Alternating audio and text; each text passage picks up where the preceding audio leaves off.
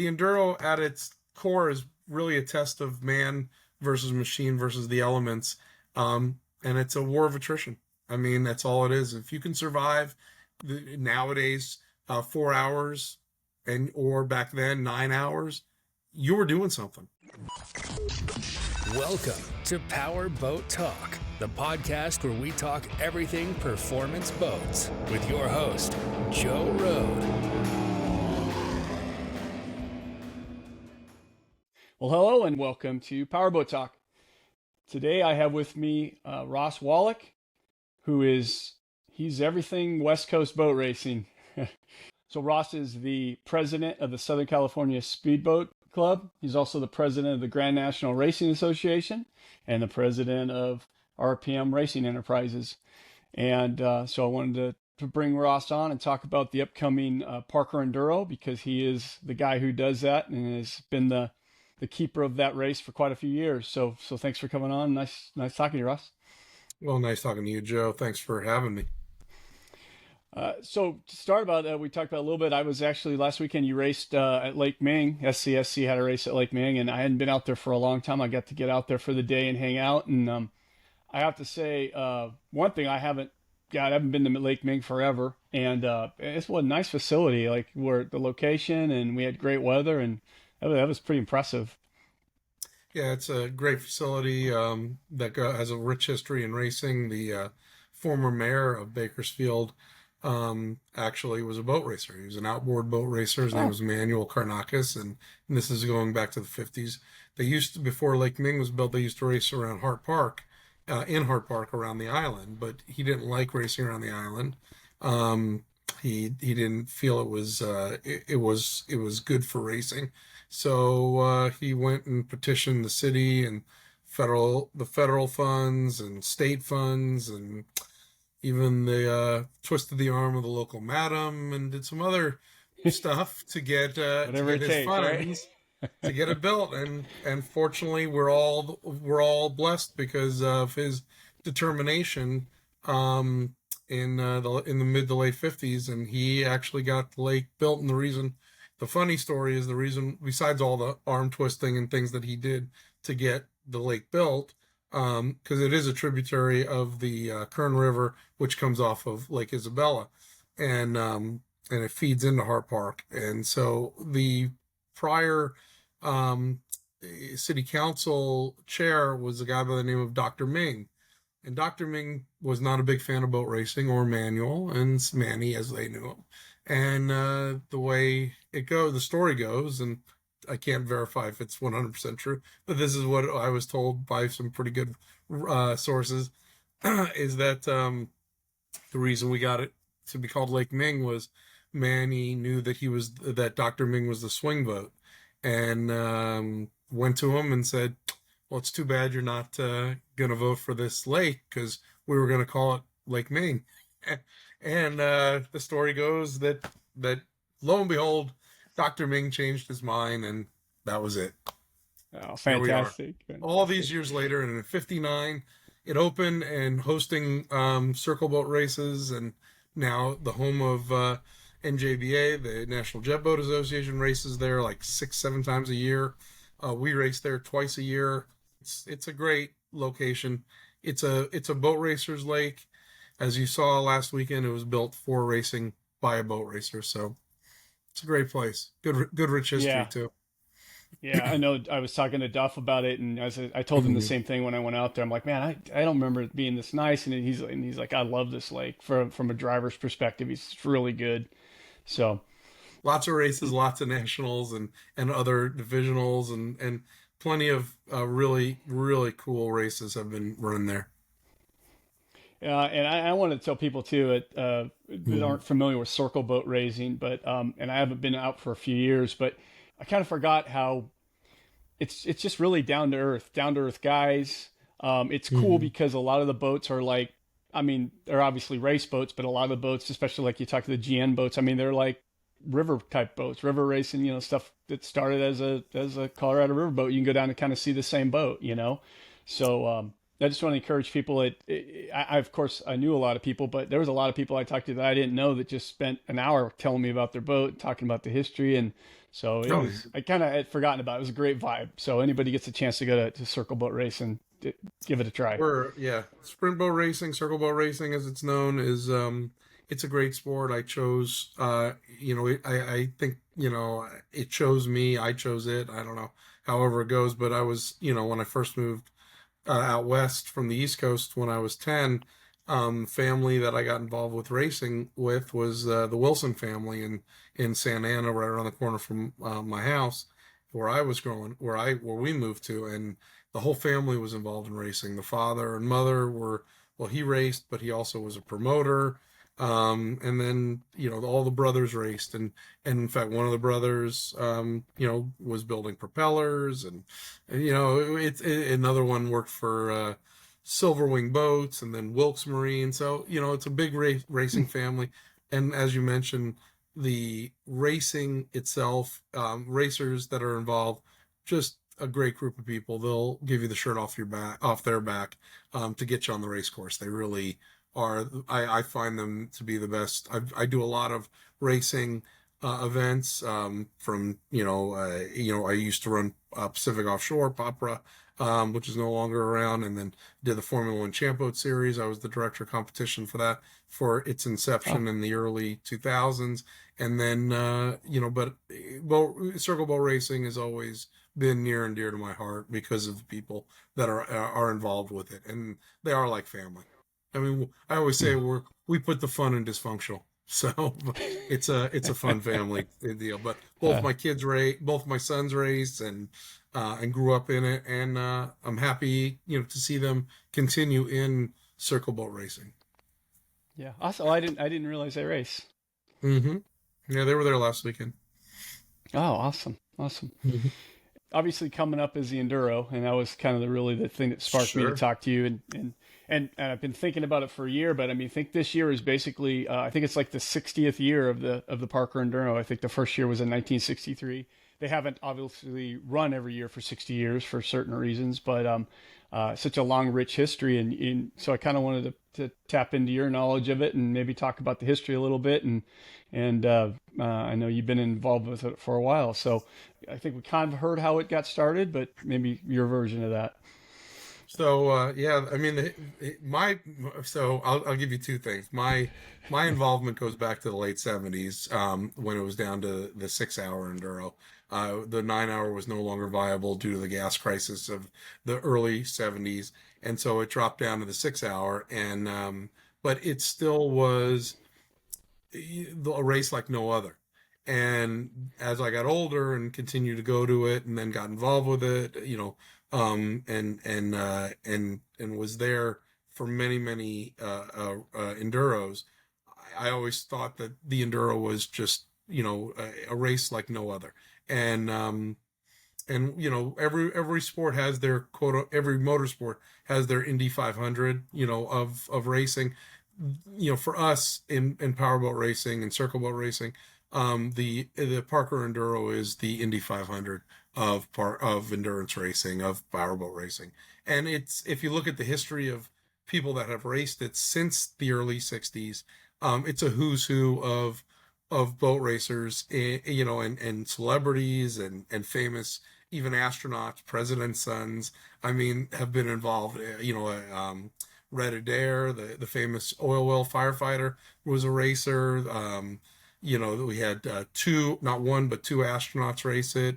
All the motor man, or all the boat manufacturers from that era, all raced the enduro, from Rudy Ramos with his famous racing craft boats that still are raced today, in the Grand National class. You had Louis Brummett, and the Mandela boats, and you can go down the list of all the different boats and manufacturers that came out, including like the Silva Wing back in the late 70s, early 80s. I'm sorry, late 60s, early 70s. It's always been just an awesome race where you have outboards versus inboards, and jet boats as well. on it. And to give you a little history that I know, I mean, because I invited him when I took it back over. I thought it was important to preserve the history.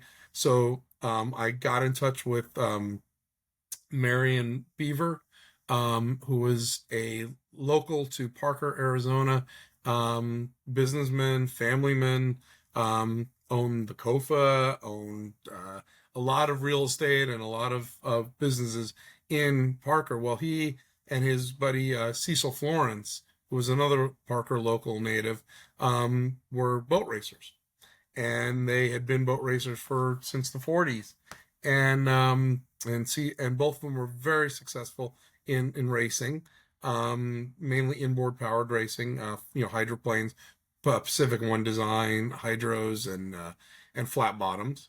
And they traveled around the country for different endurance races. And they went back in '62. They went back to the inaugural Miami Marine Stadium Grand Prix, and that was the biggest, richest purse event for endurance racing, and it was 9 hours. And they went back there and they had a great time with it. But they came home, and they, on the whole way on the trip home, the story goes, is they were bantering back and forth about it, and they both said, "Well, we can do something better than they can. We have a better location," and so they set about to figure out how to pull it off, and they did. Just 1 year later, in '63, the inaugural Parker Enduro, and it was the 9 hour, took off, and it invited everybody at the time that was involved in all genres of powerboat racing to come out and see if they can do it, because the enduro at its core is really a test of man versus machine versus the elements, and it's a war of attrition. I mean, that's all it is. If you can survive nowadays 4 hours, or back then 9 hours, you were doing something.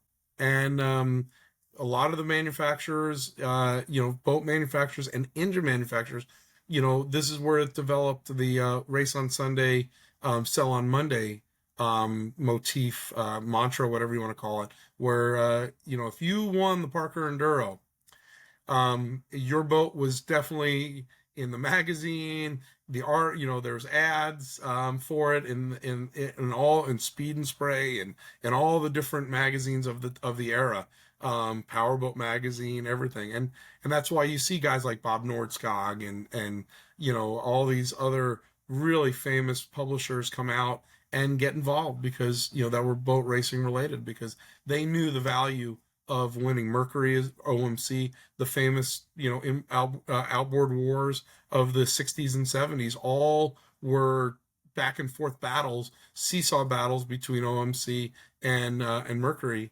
Racing, and and then you had the inboards that they were battling as well, because it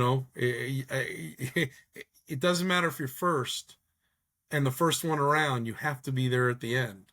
And I always tell the racers at every driver's meeting, you can lose it in the first turn, you can't win it in the first turn. So you got to settle in and drive your race and get there at the end and be the last one, be the first one to cross the line at the 4 hour and 1 lap mark. So it's just a great event. And like I said, it's evolved, over the years, from the 9 hour, and then the gas crunch hit in the 70s. And so it went down to the 6 hour. At the time, we look back at those gas prices, and, today we wish for those gas prices, but especially racing fuel. And 90% of these guys are running race fuel. Very few are running pump gas. So that's even more expensive. And, and then it got, the Parker Chamber of Commerce, Arizona Navy took it over, many years later, and it became a true Parker event. This was before the casino was built, and when there was still the BlueWater Marina, BlueWater Grill, all that stuff, right, in what is now on the property of the BlueWater Resort and Casino. And so, the racing kept going, and it was mainly over the years, mainly the outboards have won, since the late '60s, and but there have been, some inboards that have passed muster and stayed alive. And then, you fast forward to the 90s, where we started seeing waning interest in it. And I was racing tunnel boats at the time and getting involved in hosting TV shows on Speed Channel and Outdoor Channel and Oh, whatnot. And I got asked by the then Commodore of SCSC, Southern California Speedboat Club, to get involved with the Southern California Speedboat Club, a gentleman by the name of Ed Hoban, whose son Mike and other son Pat, Pat was the crew chief for Mike, and they raced GN. They came from water ski racing years earlier, and they got involved. And Ed was unfortunately dying of liver cancer, and he knew his time was limited, but he wanted somebody young and enthusiastic, and I'm grateful that he asked me to get involved because I've never left, and I love being a part of an organization that was dated back to '46, and also is a who's who of boat racing. They took over the enduro for many years, and then Jim Russell with Desert Steel Motorsports out of Havasu took it over for a couple of years, and then SCSC got it back, and that's when we really saw it had kind of become a shell of itself in the late 90s. And Todd Bowden, California Gold Racing Team, I think had won it 3 years in a row, 95, 96, 97, or 96, 97, 98, I think is what it was. And I just getting involved with Southern California Speedboat Club only a couple of years earlier, and just being out of college, I was convinced that we had to stop the hemorrhaging of the losing money at various events, and the enduro was one that we lost a ton of money on. mm, So I actually petitioned the board to kill the enduro in '99 after Todd won. After '99, after Todd won it yet again, sitting on his trailer for, I think it was broken up to a 2 day race, and it was, I think, a couple hours, 2 hours each day. And Todd had sat on the trailer for literally more than an hour on the final day, and only went out and when the white flag was displayed, because the rule is you have to finish under, to win the race, you have to finish under your own power. And so Todd went out when the white flag came out, finished the race, won the race, was light years ahead of the second place boat, which was, I think, another outboard at the time, and a Grand National finished third. And that was kind of it. There was like 15 competitors, and it just didn't make financial sense. It had lost its luster. And so in 2000, the race was canceled. And it had stayed canceled until right about 2004. I was on a message board, a forum for boat racing that I was very involved with at the time. And people were really waxing nostalgic about the Enduro and how it should come back. And, they missed it, and it was one of the greatest races ever, and blah, blah, blah. And so, it kind of lit a fire under me, and I had a good relationship with the BlueWater Resort and Casino, and was doing circle boat races there and jet ski races there. Eventually, I think I started in 2005 or six with jet ski racing. Anyway, but the circle boat races were there for the newly built BlueWater Resort and Casino in the space that previously was occupied by the BlueWater Marina. And so I went to the BlueWater, gave them a proposal, they accepted, and I had assembled a team of advisors for what we call the rules committee, the technical committee, and they were all people that had raced the enduro or were boat racers that I deeply respected from the time of my time in racing. And so in 2005 it came back, and it was we didn't allow the true tunnels, the Formula Ones, because they had kind of, we believed, were kind of responsible for the end of the era mm, of the previous era of the enduro, because they outboards can traditionally run like a Timex watch, because it was what the engine and the motor itself was designed to do. As opposed to an inboard powered craft, whether it be flat bottom or V bottom or even IO, but where the V drive or the transmission in an IO are the weak link, and the engine as well. You got to keep it running at a RPM where that usually proves unsustainable for V drives or engines or both. And a lot of times boats come apart, from the beating that they take during the enduro, because ask anyone who runs it, those first couple laps, it's rough, it's miserable. And if the wind comes up, it's going to be a miserable event. But that's so going back to man versus machine versus the elements, and that's truly what it is. And so we wanted to make it a run what you brung type event, based on the 63 model of the enduro that when it first started, and we accomplished that. And the first year out, a Grand National V bottom won it.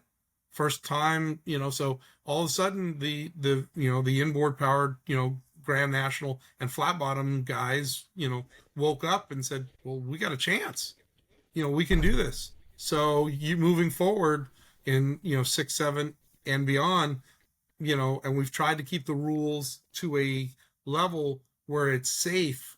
We had a fatality, unfortunately, a couple years back. Kevin Taylor, who was owned a boat and propeller shop out of Henderson, Nevada, unfortunately passed away in the modern era of the race of the enduro, and that was kind of a wake up call after we had 2 pretty serious accidents, with one with Tony Scarlatta, one with Joe Abalera a couple of years earlier, and Joe, who lives up in Havasu and is a very well-respected guy for the fast boat community, outboard community. He came very close to passing away during his accident, and then Tony almost drowned during his accident. And so, there was there was a lot of issues that how it continued to evolve in the safety committee and working with insurance and dealing with it. So what it became in 2005 was we called it the Parker 300 Enduro, and it was a 300 miler. And so it went from there to in 2000, I think it was 18. It went from that to an hour event. So it went to a 4-hour plus 1 lap event, and more in the tradition of the Parker Enduro. One of the things that we concluded after the accident with Kevin Taylor was we had a lot of racers. We've always had a lot of racers that are not true race boat drivers. They don't come and race circle boat racing, and especially if you race drag or race offshore or water ski race, which, by the way, all those that I just mentioned, all those participate.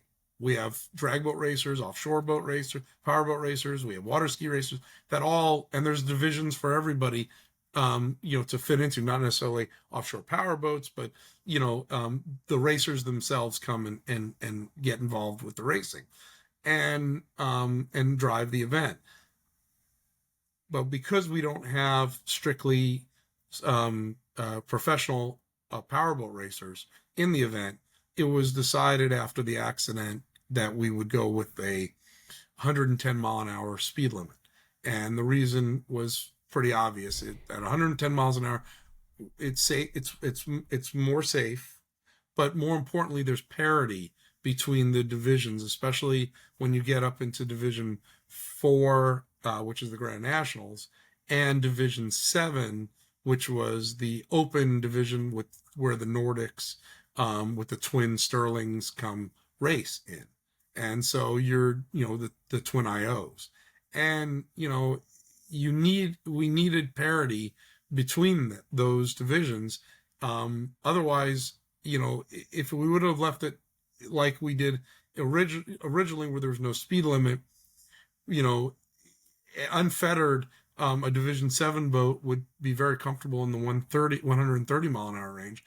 And that's not sustainable, nor is it safe for the Grand Nationals or many other outboards. It's not. And so the conclusion became obvious, and insurance was happy that we adjusted our safety the speed limit and capped the speed limit on it, and we monitor that closely. Everyone has to run a GPS from Division 4 on all the way through Division 7 now. We've allowed the true tunnels to come back in this year, though I don't believe they'll be here because we have the Formula One final is the same weekend as in Havasu as this year's Parker Enduro. So probably, unless they do it next year on the same weekend, which I doubt will happen, probably we'll see the return of Formula One tunnel boats next year to the event. And since we're capping everybody at 110, and we allowed capsules in a couple of years ago, it just makes for a no less competitive but a safer event, and that's the key to sustainability for all powerboat racing, all powerboat events. So, I'm looking forward to this year's event. It's a who's who again of previous winners as well as division winners, and a bunch of new boats coming out. And every as I get the entries in from the race teams, I post them on the Parker Enduro Facebook group page and the sports event page for it, and just try to keep everybody knowledgeable of what's going on to get involved with this great event that has such a rich history. And now after the 24 hours of Rouen in France went away a couple of years ago, that was the only other endurance powerboat race left in the world that of its kind. So we are it. We're the last endurance powerboat race, certainly in the United States and now the world. And I'm happy to be the custodian of it and to keep it moving forward. And I think it makes all those that came before, wherever they're at, smile, because it is such a great event. And it's funny is that so many people that finally dip their toes in into the Parker Enduro, they become lifers. They come every year, and it's always making that leap to, I don't know if I want to race. It's too, it's hard on my equipment, to when's the next one? And why don't we do more endurance races? So there's a quick history, and That's awesome. kind of the abridged version of it. There was a lot going on, but behind the scenes. But that's kind of the synopsis of the Enduro. And Yeah. Joe, I really hope that your listeners out there, people that enjoy the podcast, come out to the BlueWater Resort and Casino this year, and at the end of this month in October 28th, and come to the little town on the Colorado River and watch some of the best endurance powerboat racing there is. I mean, Parker is like no other, and the course is there's no bad seat. We'll be going from BlueWater 3 miles up to Cienega Springs and back. That's the course. This is the first year that we've returned since COVID stopped us racing at the BlueWater. We continued the race at La Paz County Park down to Big Bend and back for the last 3 years. But this is the first year back at the BlueWater Resort and Casino, and we've got a great lineup. We've got the NWSRA water ski racers. We'll put on several events, several races, starting on Saturday morning before the Enduro. Then cool. We've got a K-boat that's getting ready to go race in Australia, the Mr. Big Stuff, John Grijalva, Dark Horse Racing Team, driven by Ty Newton, will be out there doing a final shakedown, and you can see 150 plus mile an hour K-Racing runabout burn up the circle track at the BlueWater Resort and Casino. And then we'll send all the Enduro racers out for a warm-up lap at 11 o'clock, and if everything goes right, 11:30, flag will drop, and it's on. and we're gonna have a great event. No, I love the Enduro and I talk it up all the time, and I grew up going to it. And I actually, I don't remember what year, but so my family had a boat shop, and we were OMC, Johnson Evan OMC guys. And so Harry Christensen actually at Mm-hmm. Advantage did one of his tunnel boats one year. It was a little small block, and in fact, Yep. I think he has a kilo record still in that small block. It was an OMC sponsored deal, so we built. OMC sent us all the fancy best race stuff they had, and we built OMC Sure. drive. So I got the crew for him for the race. So that was, and I don't remember if it was a 7. I think it was a 7 hour at that point. But man, Mm-hmm. it was just such a good experience. It was so much fun, really, really fun. Yeah. So, no, Yep. so the whole factory thing was crazy. Like, so Yeah. were you around? Did you get to experience some of that? Anything you could talk about? It just seemed, because I mean, Oh literally, yeah. there'd be a ton of Mercury guys, a ton of OMC guys. It'd be, Oh my gosh. Yeah, you had, I mean, you know, at the time, you know, from the late 70s on up, you had, you know, Case Vandervelden and Caesar Scotti, you know, back in the day. And then you had Billy Siebold and, you know, those guys and, you know, the Bud Light team and, you know, and they were running for Mercury at the time. So this was even before Bud Light, you know, that came later. But yeah, seeing all the when you saw the Mercury truck roll up and you saw the yeah, OMC truck roll up, you knew that it was serious, and it was a lot of fun. You know, to watch see what was going to happen, because you knew that they were going to be front runners, and you know they were bringing the best that their engineers could, you know, from Fond du Lac and you know Wisconsin for Mercury, and you know from the Evinrude boys out of Chicago, they would come out with the best stuff, and they would. I mean, the amount of support that they brought for this one race was incredible, and to watch the battle on the water was pretty impressive to see all those guys run. So yeah, it was a lot of fun. yeah, yeah. That was cool. I remember watching it, and then I don't know if you remember what was like the closest finish. Do you know? Oh well, that I remember.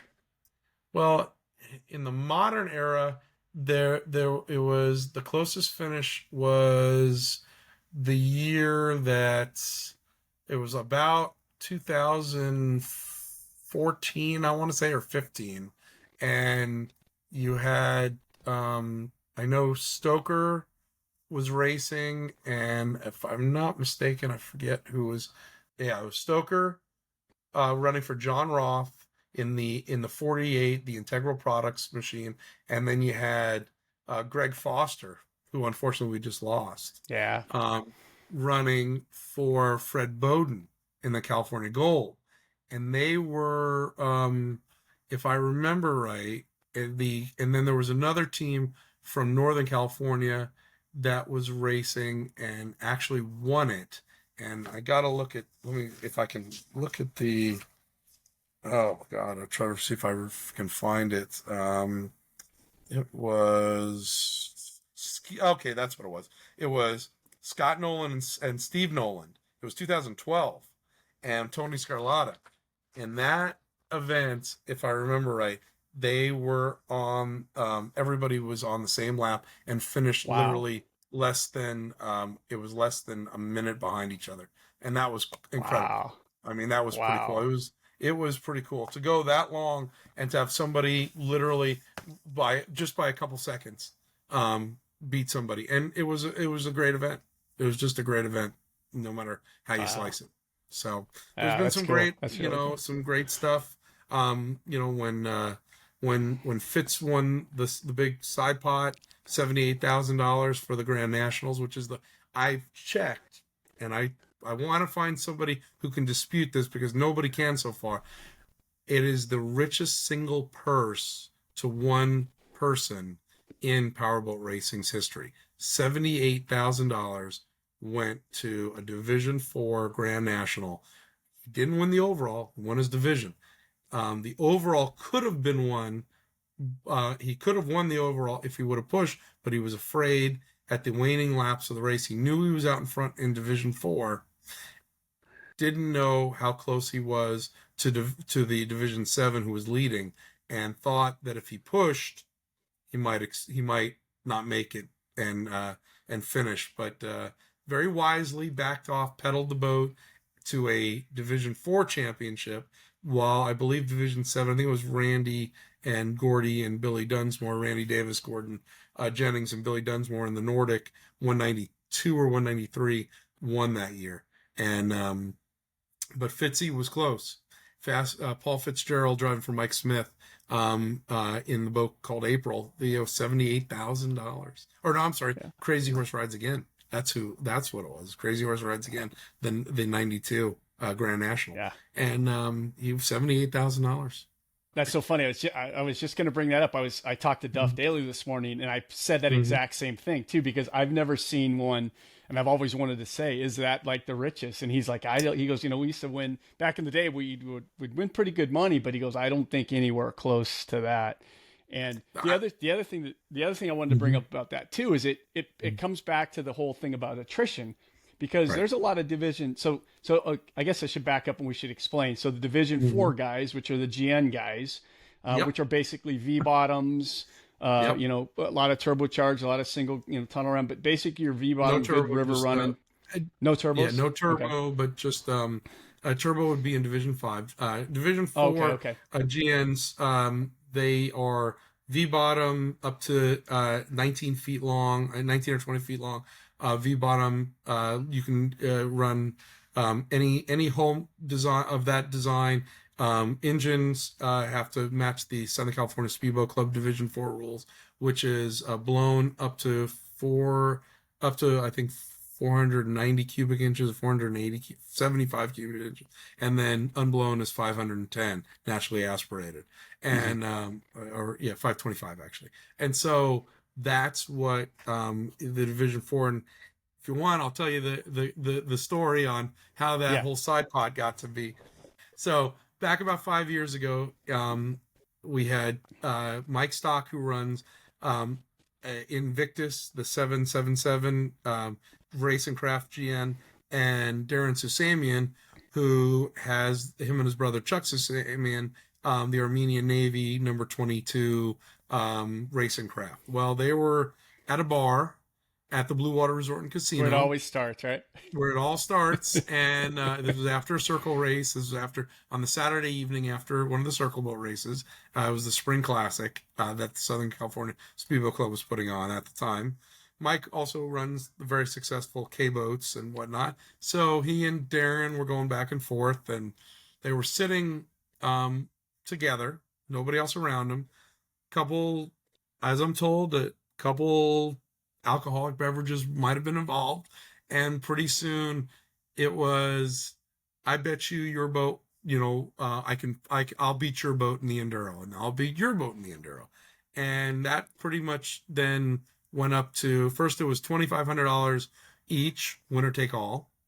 Then it came back and it was $3,000, and then they both decided, they settled at $3,500 winner take all, and they came over, and I was sitting with a bunch of people not too far away, and they said, Ross, what do you think about this? Winner take all, side bet between Mike and I. And I said, well, that's awesome. Can I bump that up on tomorrow at the races? And we were doing the live stream, I was announcing, and sure enough, the next day, opened my big mouth and told the audience right before the Grand National Heat started, what was going on. And within 10 minutes, Dirk Olson in the 820, and Marcia Fitzgerald, and I think it was Janice Buckles, Tom and Janice Buckle. So Janice Buckle, they all came up and said, we want in. What can we do? And so I said, well, $3,500. And I believe you can be a part of this. And I checked with Mike and Darren. They were like, absolutely, let's do it. Well, that went viral when I got back on Monday and posted it on Facebook, what was going on. And literally by the end of the week, we had already had $25,000 in side pot money going, which eventually 19 GNs got involved, and there was $78,000 that year. And Fastlane Fitzy in the 92, he took it home. It was awesome. That's so cool. Yep. But the cool thing about it, what I was saying is because I mean, those are kind of as close to kind of a river cruiser every day, like you said, Absolutely. ski racers, right? So you get a big crowd, but Mhm. the fact of the attrition of this race, the fact that all those guys, even so the lower level guys that probably are Mhm. like, I don't have the same equipment, but I'm still all in on that because the chances, I got just as much chance of my crap breaking as that guy's crap breaking, right? So that's what I think the cool part about that, man. Everybody's in because it's like it's such a war of attrition with those boats and V drives and transmissions and propellers and so yeah, so that's the cool part. So Everything under the sun, up to 25 feet can race. So whatever you got, if you've got, inboard, outboard, as long, there's a division for you. And that's been the mantra. Rod Zaff came up, who's no longer with us. He raced the Enduro many years, was a professional airline pilot and a inboard hydro powered boat racer, and then an outboard boat racer as well. And he was also a former Commodore of the Southern California Speedboat Club. He was one of the people that was involved in the uh, reinvigorating the reanimating, if you will, of the Parker Enduro. He was one of the people that I asked to be involved. He came up with the mantra, "No boat, let no boat be left behind," and mhm. so um, no boat has been left behind. We try and like I said, now with everything that's gone on and with safety that we subscribe to, and the technology has changed. We now, are allowing capsule boats and tunnel boats back in, so it could really be anybody's game, from the Mhm. flat bottom, SE runabout, which is a small block 350 Chevrolet, flat bottom, all the way up to a Formula One tunnel boat, and everything in between. It can race. Mhm. There's a division Yeah. for everybody. And the cool thing is, when I was at the Hmm. races this weekend, I talked to some of the guys because you have like a 105 class in your Hmm. normal circle boats. Actually, I talked to Fitz because he was driving a guy's boat this weekend in Hmm. the 105, I believe, and I was really interested in. So how do you drive it? I'm familiar with the drag racing where they have this stupid electronic throttle stop. So I'm like, is it something like Right. that? And he's like, no. I mean, you really have to drive off the GPS. And the boat he was driving, he goes, they do have like a 95-mile-hour light that comes on, so I have a little bit, but it's the cool part is I mean, really makes these guys drive. Like it gives them, it's Absolutely. competitive. Was it the SE race this last weekend? I think you had like 6 guys and they were like together for 3 or 4. I mean, it was a really good Oh, race. it's set up as everything. And when you're hamstrung by an index class speed like we do with the SEs and the 105s, um, it makes for some great racing. It makes for some Yeah. great side by side racing. So, Yeah. it's a lot of fun to watch them come out and participate in the event. And I mean, years ago we had a cracker box race the enduro, Did you really? Oh and my gosh. and they came in literally every 2 laps. There must have been 10, 15, driver rider changes. And Oh, Jerry awesome. Ross, rest in peace. He orchestrated it with a bunch of other Cracker Box racers and riders, and it was a blast. It was so cool Yeah. to see that, Cracker Box just pop and skip all the way down, the race course, and these guys would come out, just work 2 laps, and they were worked. They were just finished, and Yeah. it was just great. It was fantastic. I've seen the last Hmm. few years, there's some guys with some older flat bottoms and it's like, man, I don't know how man, Oh, that's gotta be rough. That's gotta be rough. it's definitely, your body. There's people, they always come to me when it's over with, and they always say the same thing. I'll paraphrase. It's like, I'm exhausted. I'll sleep good tonight. I'm not moving for a couple days. It's just but at the same time they're saying, can't wait for next year. Can't wait to do it Yeah. again. So. And I was kind of when I had Randy and the guys on for the ski race Hmm. guys, and we were talking about the Catalina race, and Hmm. I feel it's kind of the same with the 9 hour. It's kind of like I think we should look at it and treat it kind of like a marathon. How many guys that never do a marathon someday they train for a marathon just to say they did What? it. And Absolutely. Catalina racing the enduro is the same thing. Like if you got a boat that runs hard, I mean, even if you just do it once, it's one of those things that's just really cool to do Oh and be a yeah. part of, and you probably wouldn't do it just once. It seems to have that effect on people. I'm very happy to say that. So, just a great event, and it's just a lot of fun. One thing I wanted to ask you about the 110 mile an hour thing. So basically, Hmm. you give them some kind of a GPS unit before the race, and they carry that in the boat. Nope, they have to No, have their own, no, okay, and it has okay, to okay. be mounted where out of reach of the driver, and it has to be Okay. zeroed out. We check it before the start of the enduro. We check it at every fuel stop. Now remember, pit stops. Oh, This okay. is the only race of its kind where we have pit stops, just like NASCAR. Any other and 24 hours of Le Mans, Sebring, Daytona, same thing. They come in. When they come in, I have people checking the GPS Mm, and looking at not only the mile per hour, but looking at how many miles they went on the GPS. So I'm really looking at the miles per hour, but we're also mm-hmm, mm-hmm, checking to see because we know people like to play games, and we know they like to, if they think they can manipulate it into their favor, they'll try.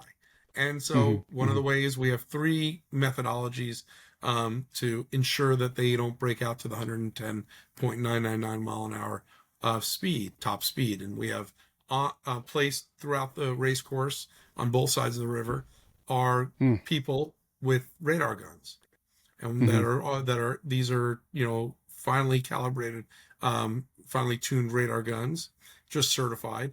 And then every boat itself has to have a GPS from Division 4 to now Division 8.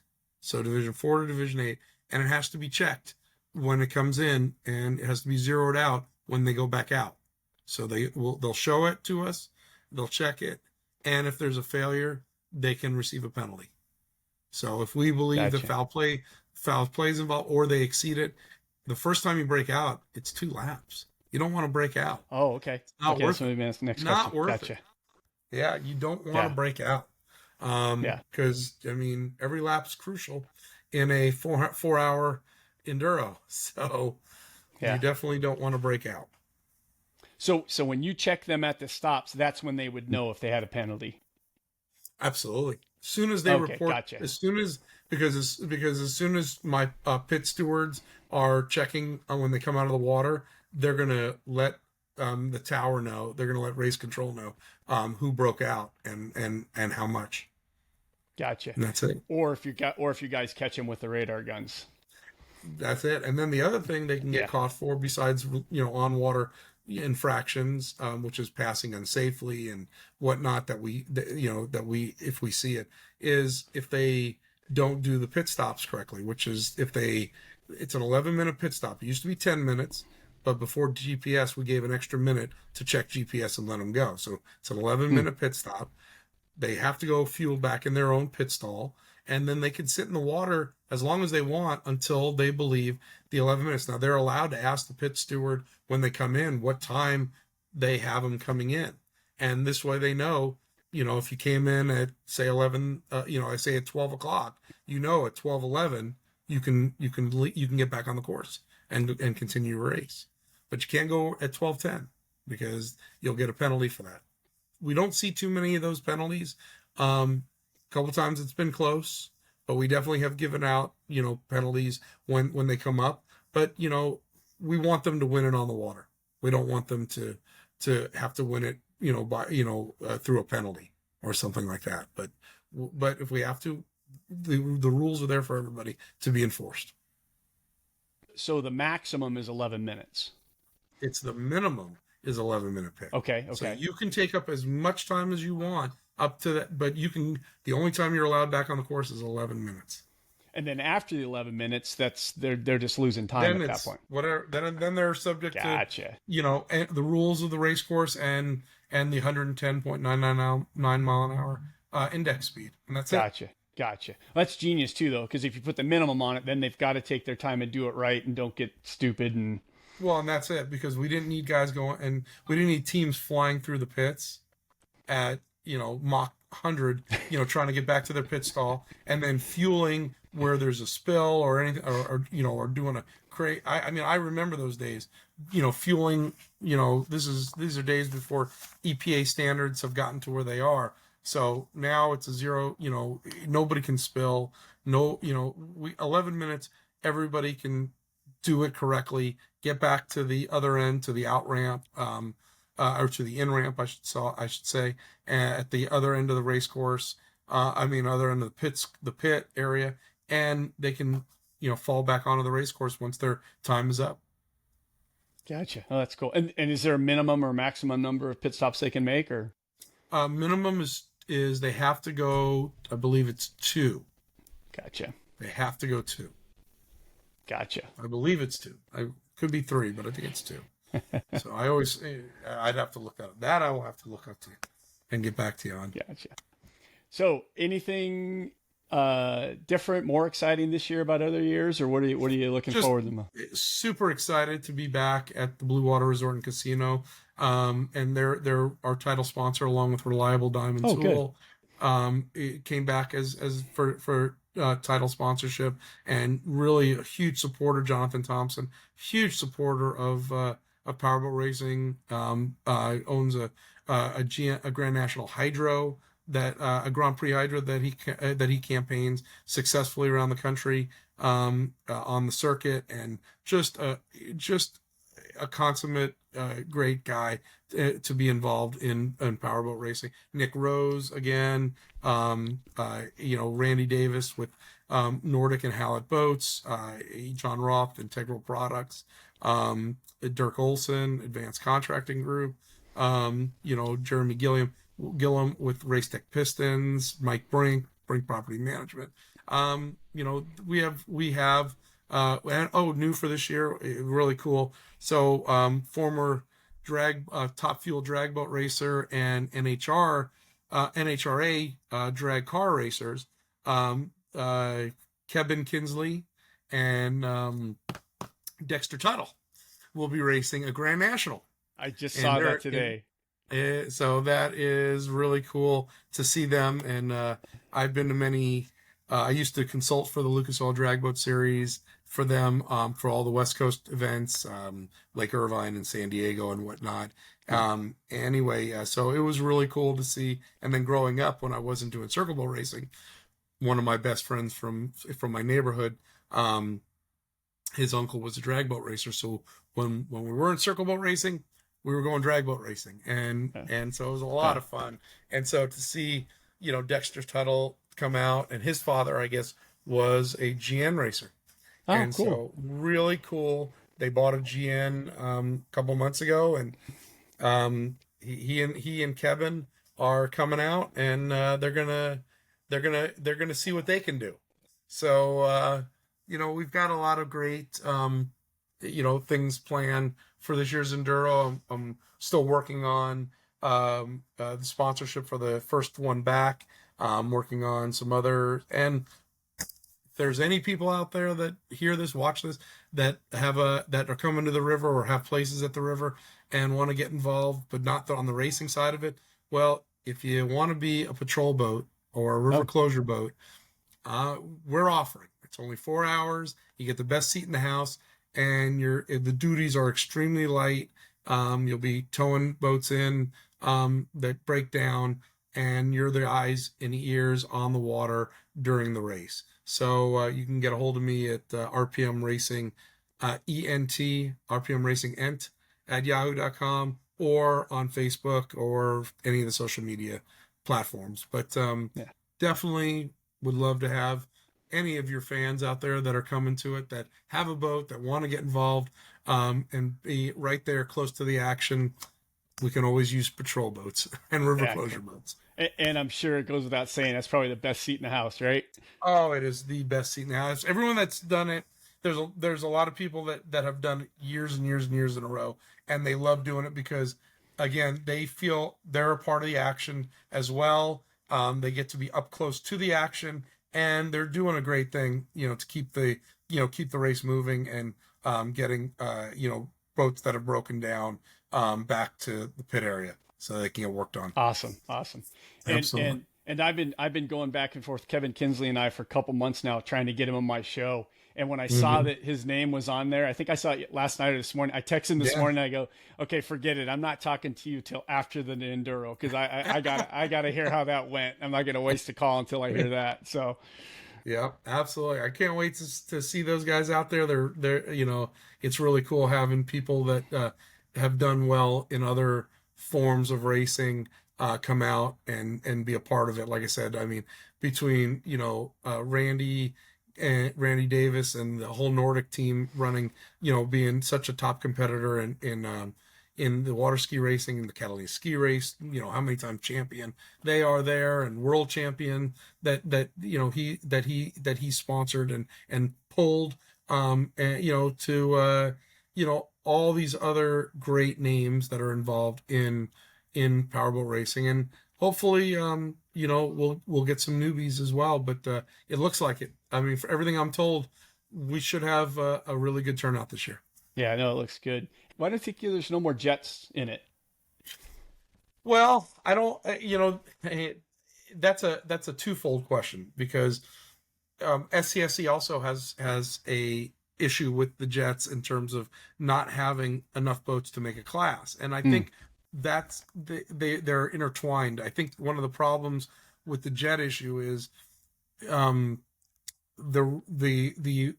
current rules allow for a 500 plus cubic inch motor in a jet boat, and unfortunately those motors can't sustain in a jet boat going all that time in the Enduro. And so, like, we'll see them at Burley in the circle boat ranks, for the circle boat racing, but it's hard to get them in the at the other circle boat races closer to home. And I think consequently, that's the problem. I know that Dave Whittington, who won Division I last year in a Bayliner, truly a run what you brung situation. He was building a jet boat to come race. Unfortunately, he fell short on time to get it done. So the Bayliner is back again this year and running. So love it or hate it, I think it's the greatest thing. I think I think if that doesn't typify what the Enduro is all about, I don't know what does. I mean, literally, absolutely. You take the family Bayliner, pulled all the extra seats out of it, cup holders and all that stuff, and went out there and won Division I last year. He's no longer Division I; he's in Division II. But he definitely really cool to see him out there. Yeah, no, perfect example. So, and if there's a guy with a jet boat, you still have a jet class, right? We do, Division I. There Absolutely. Come on out. All right. Come on out. Yeah. Anything that you got and you want to run, come on out. Go to the website, go to the Facebook group, just Google Parker Enduro. You'll find tons of stuff. If you're on Facebook, search Parker Enduro, ask to join, get involved, whichever way. We'd love to have you. Okay. And I can tell you, for all those people that sit on the sidelines and say, well, next year I'll do it next year. This year's next year. Come on in and have fun. And I promise you'll come back every year and do it. And I think that's the coolest thing. Yeah, cool. And it's March 28th. We can't leave October 28th. Yeah, October 28th. Yes. And you also have one SCSCs that you race over Thanksgiving weekend. You have one more circle race at BlueWater. The season championships for the 2023 season for the circle boats will come to a conclusion at the 77th annual BlueWater Resort and Casino Absolute Speed and Marine Thanksgiving Regatta, presented by Nick Rose Insurance. Cool. Well, perfect. Well, that's fantastic. And Southern California Speedboat Club, SCSC Racing on all the social medias, and Facebook's your biggest place where you rally the troops. So any information you guys want, just go there. So, well, fantastic. Thank you. I appreciate the information and answering the questions, and that's awesome. So good luck with the race this year, and thanks again for coming on and talking to everybody about it. Thanks, Joe. I really appreciate all the support, and look forward to seeing everybody out there on October 28th, just a couple weeks from now. All right, man. Well, good luck with everything. Thanks. Thank you for listening to Powerboat Talk. If you like what you've heard, please head over to Apple Podcasts and give us a 5-star review.